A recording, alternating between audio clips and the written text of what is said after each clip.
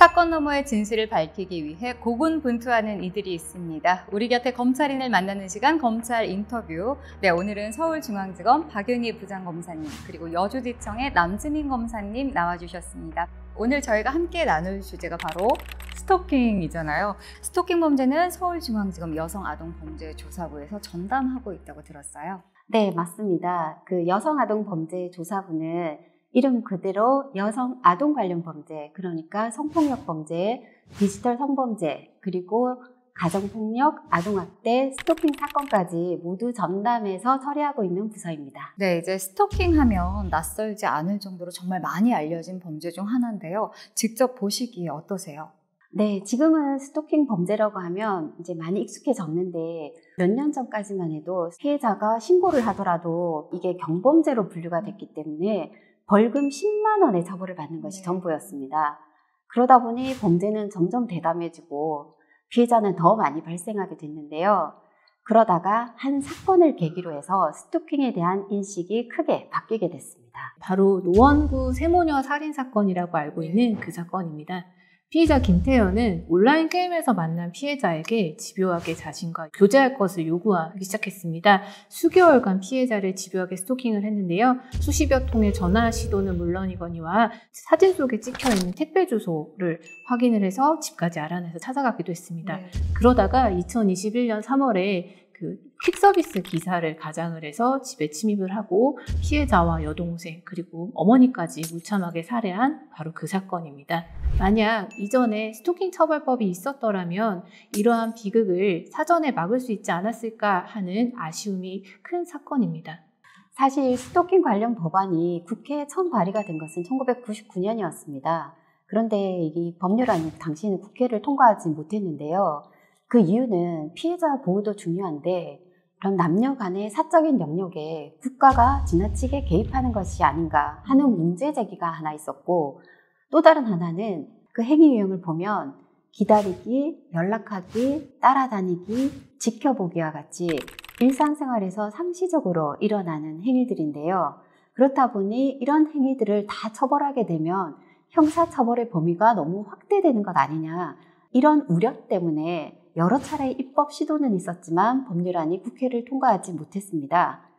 그러다가 노원 세모녀 살인사건을 계기로 해서 이제 더 이상 스토킹을 이대로 둘 수는 없다, 이런 사회적 합의가 이루어져서 무려 22년 만인 2021년 10월 21일부터 스토킹 처벌법이 시행되고 있습니다. 그렇다면 여기서 이제 스토킹이 뭔지 한번 짚고 가야 할 것 같은데요.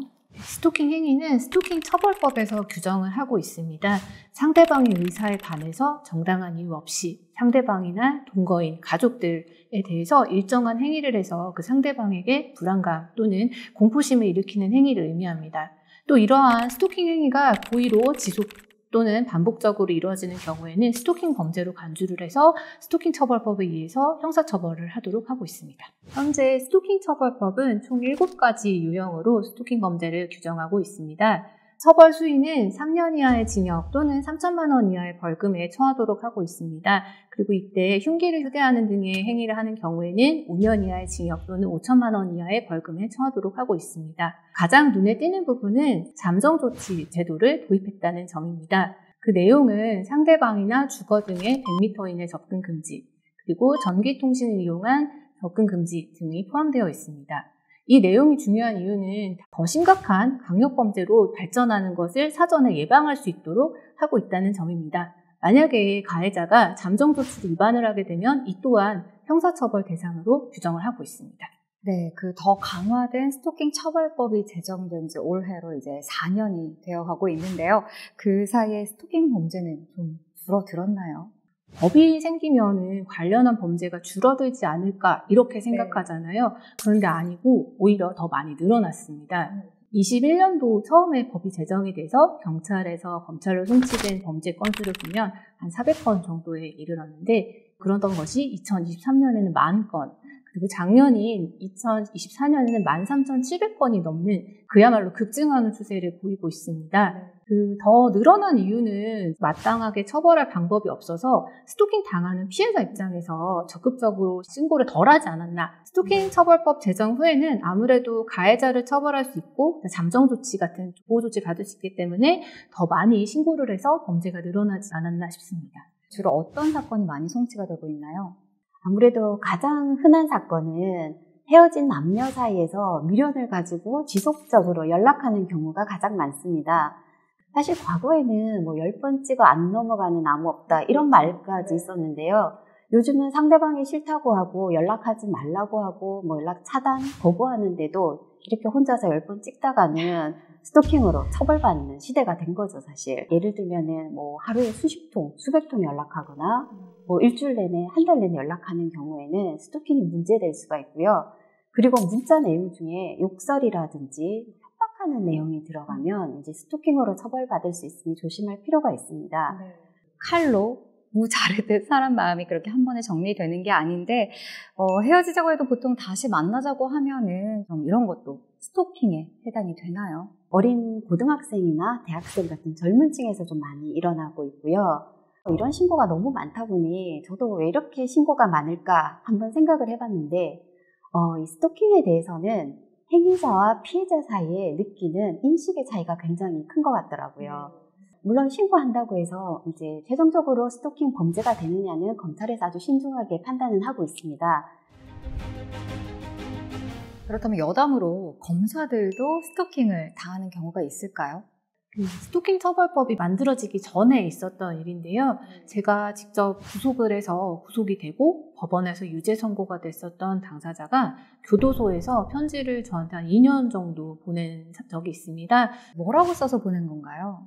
가족에 대해서 언급도 있었고요. 그리고 자기가 출소하면은 가만두지 않겠다 이런 협박성 내용이 좀 있었습니다. 사실 검사들이 신고나 고소를 하지 않아서 그렇지 이렇게 남재민 검사같이 이렇게 편제받는 경우는 굉장히 흔하고요. 그리고 실질적으로 사건화가 된 경우가 있었는데 그때는 이제 수사검사와 피의자 사이였는데요. 이제 검사가 사건 관련해서 전화통화를 한번 했습니다. 그랬더니 이제 피의자가 그때부터 계속 사무실로 전화를 하면서 검사님과 아는 사이다, 검사님과 사귀는 사이다 이러면서 집요하게 연락하고 등기부 등본을 어떻게 찾아서 뒤져가지고 집까지 찾아갔어요. 이런 경우도 있습니다. 와, 저는 이렇게 듣기만 해도 무서운데 그동안 봤던 스토킹 피의자들을 보면은 이러이러한 공통된 특징이 있다 이런 게 좀 있을까요? 사실 이제 전통적인 우리가 생각하는 스토킹 피해자들은 예를 들어서 과도하게 집착하면서 집요하게 따라다니는 이런 사람들 같은 경우는 보면은 눈빛이 좀 달라요. 광기가 있다거나 되게 불안정한. 이래서 저희가 딱 마주 봤을 때 눈 마주치면 큰일 날 것 같다 이렇게 느낌이 확 오는 분들이 있거든요. 요즘은 이런 분들이 오히려 소수고 스토킹이 너무 다양하게 일어나다 보니까 일상생활에서 다 일어날 수 있는 거라서 이렇게 스토킹 피해자의 정형화된 특징을 일률적으로 말하기는 좀 어렵긴 한 것 같아요. 그 신고 건수도 더 많아지고 업무하시면서 좀 어려운 점도 있으실 것 같은데 어떠셨어요? 아까 스토킹 범죄에 대해서 판단 기준이 고의로 지속적 또는 반복적에 해당하느냐 이 부분이잖아요. 근데 기준이 어떻게 생각하세요? 저는 사실 한 번, 두 번, 세 번, 10분, 20분 이렇게 숫자로 정해진 게 아니기 때문에 굉장히 좀 모호하다고 생각하는데 어떻게 판단을 하시는지 좀 궁금해요. 제가 봐도 굉장히 모호하다는 생각이 듭니다. 예를 들어서 일주일에 한 번, 두 번 찾아갔다 해서 이걸 반복적으로 해당하냐라고 볼 것인지 그런데 판례는 두 번 찾아간 거를 반복적이라고 인정하는 경우가 있고 또 아니다라고 본 경우도 있습니다. 지속적이냐에 대해서도 낮에 사람을 뒤쫓아가느냐 그리고 밤에 뒤쫓아가느냐 이런 상황에 따라서 또 달라지는 부분이 있을 것 같은데요. 그러니까 반복적이다, 지속적이다 이런 의미가 어떤 상황인지 따라서 좀 다르게 해석될 수 있는 여지가 있다. 이 부분이 조금 판단에 어려움이 있는 것 같습니다. 네, 그렇다면 이제 사건 처리하는 데 있어서 굉장히 좀 혼란스러운 부분도 있으실 것 같아요. 사실 이 스토킹 처벌법이 시행된 지 얼마 안 되기 때문에 판례가 많이 정립되지 않았고요. 또 사건 처리할 때 참고할 수 있는 책이나 매뉴얼도 거의 없었어요. 이대로는 안 되겠다. 아무래도 이제 서울중앙지검 여성아동범죄조사부가 전국에서 스토킹 사건을 가장 많이 처리하다 보니까 책을 하나 써보자. 그렇게 해서 작년에 이제 남지민 검사를 포함해서 저희 부 검사 7명이 책을 하나 집필을 했습니다. 책 제목은 스토킹 처벌법 벌칙 해설이라는 책입니다. 네, 제가 듣기로는 주말까지 반납하시면서 책을 쓰셨다고 들었어요. 네, 근무 시간에는 사건 처리 같은 일반 일상적인 업무를 했고요. 야근을 하거나 또는 주말을 이용해서 집필을 했는데 초안 작성에만 3, 4개월 정도 걸린 것 같습니다. 법 적용을 하고 판례의 동향을 이해하는 데 이 책이 조금이나마 도움이 되었으면 하는 바람입니다. 최근 들어서 직장 내 갈등, 그리고 단순한 오해에서 이루어진 문제들이 불과함에도 이것을 모두 형사 고소 신고를 해서 스토킹 처벌법으로 처벌해주세요. 이렇게 하는 사례들이 있어서 좀 안타까운 점입니다. 강력범죄로 더 발전하기 전에 피해자들을 좀 보호하고 억울한 피의자들이 생기지 않도록 혐의를 판단하고 여러 가지 점들을 고려해서 신중하게 검토하고 있습니다. 스토킹 범죄가 단순히 사랑이나 집착 이런 걸로 포장되어서는 안 되고 중대한 범죄라는 것을 절대로 잊지 않았으면 좋겠습니다. 무엇보다도 스토킹 범죄는 강력 범죄로 이어질 수 있는 전조가 되는 경우가 많습니다. 그렇기 때문에 초기 단계부터 신속하고 강력한 대응이 필요하다고 생각합니다. 아니, 층간소음도 스토킹에 해당이 되나요? 요즘 이웃 간의 층간소음으로 인한 가해자들의 신상이 온라인상에서 이제